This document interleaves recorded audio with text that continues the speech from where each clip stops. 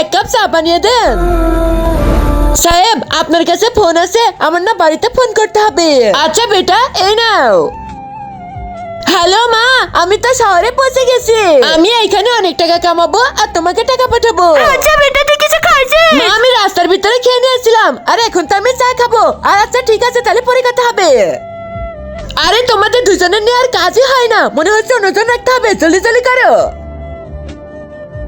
এই ভাইয়া, আমাকে কি এখানে কোনো কাজ দেওয়া হবে? হ্যাঁ হ্যাঁ, গাড়ির ভিতরে সাপ রয়েছে, ওনাকে জিজ্ঞেস করে নে।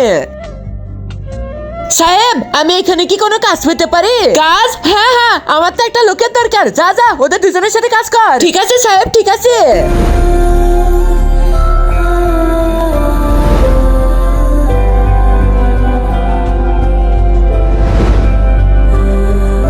এই নে তো 2 মাসের টাকা, পুরো 20,000 টাকা। শুক্রিয়া সাহেব। 2 মাস পরের ঘটনা।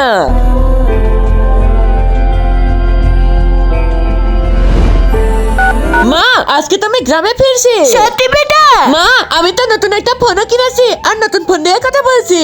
তারপর বন্ধুরা কি হলো সেটা দেখার আগে তোমাদের এক পাশে জুস রাখা হয় আর আরেক পাশে যদি মদ রাখা হয়, তাহলে তোমরা কোনটা খাবে? যদি তোমরা তখন জুস খাও, তাহলে ভিডিওটাতে লাইক করে চ্যানেলটা সাবস্ক্রাইব করে দাও আর কমেন্টে তোমাদের সুন্দর নামটি লিখে যাও। আর মা, তোর কি জানা আছে আমাকে স্যার পুরো 20,000 টাকা দিয়েছে। 20,000 টাকা? ঠিক আছে বেটা, জলদি করে আয়। হ্যাঁ মা, সন্ধ্যায় ঘরে পৌঁছে যাবো।